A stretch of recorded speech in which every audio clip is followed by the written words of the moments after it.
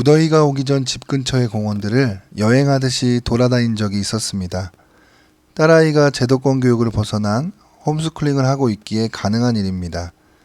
저도 고양시의 어린이 공원들이 궁금했고 아이 또한 기대감으로 부풀어 있었습니다. 공원들을 다녀보니 너무나 단조롭고 정형화되어 있었습니다. 우리 아이가 제일 좋아하는 것이 그네입니다.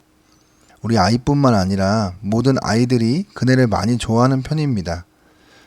그런데 그네가 없는 곳이 꽤 있었습니다. 알아보니 사고로 인해 없앤 곳이 많았습니다. 오래된 마을일수록 놀이터도 노후화되어 있었고 새로 지은 아파트의 놀이터는 모험 놀이기구, 시소, 그네 정도로 정형화되어 있었습니다. 4차 산업시대에 창의력이 필요하다고 이야기하지만 아이들이 제일 많이 가는 곳, 그나마 오랜 시간을 보내는 놀이터에는 창의력이 부재한 사실을 목격하게 되었습니다. 아이도 몇몇 장소의 그네를 계속 타더니 제게 말했습니다. 아빠, 이제 그만 다니면 안 돼요. 다 똑같은 것 같아요. 이제 재미가 없네요. 어른으로서 속상하고 미안한 마음이 들었습니다. 아이들의 놀이터는 무엇이 필요하고 어떻게 바뀌면 좋을지 생각해보는 시간을 갖게 되었습니다. 제가 본 영화 중 너무나 인상 깊었던 영화가 있었는데 바로 인생은 아름다워입니다. 2차 세계대전 당시 유대인의 수용소의 삶을 그린 영화인데요. 영화는 전반부와 후반부로 나누어집니다. 전반부는 귀도라는 주인공이 초등학교 교사인 도라를 보고 첫눈에 반하게 됩니다. 그래서 결혼을 하고 아들 조슈아를 낳고 서점을 운영하며 행복한 나날을 보냅니다. 후반부가 이 영화의 하이라이트입니다. 이때 유대인 수용소로 끌려가서 유대인 학살이라는 나치의 만행을 목격하게 됩니다. 그런데 이 상황을 아들인 조슈아가 놀라지 않게 이 모든 게 게임이라고 설명을 합니다. 수용소에 온 것은 미션을 수행해 1위를 해서 탱크에 타려는 것이라며 즐거운 척 연기를 합니다. 아들인 조슈아는 아빠의 자연스러운 연기에 진짜로 게임인 것으로 믿습니다.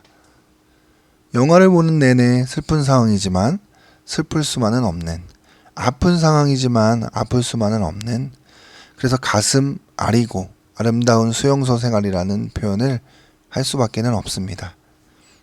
이 영화는 유대인 대학살이라는 무거운 사건을 다루고 있지만 주인공 귀도는 아들을 향한 사랑이 있었고 어떠한 역경이 오더라도 희망을 잃지 않고 주변인을 웃게 만드는 존재였습니다. 누군가와의 관계에서 나에게 즐거움이 있다면 그 즐거움은 그대로 상대방에게 전가될 수 있습니다. 대상을 바라볼 때 그 사람의 시선에서 바라보면 그 사람의 상황과 입장을 충분히 이해할 수 있습니다.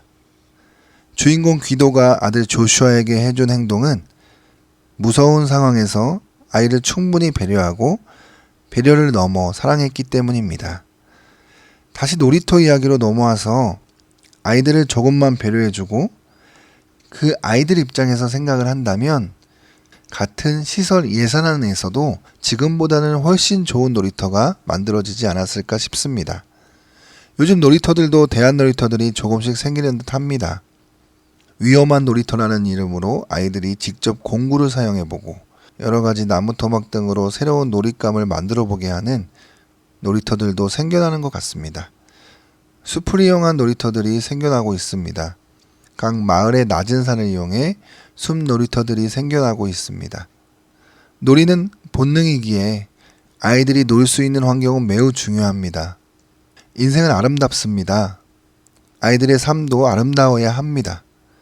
어른들은 아이들에게 아름다운 삶을 살아가게 하기 위해 즐겁게 놀 수 있는 적절한 환경을 만들어줘야 합니다.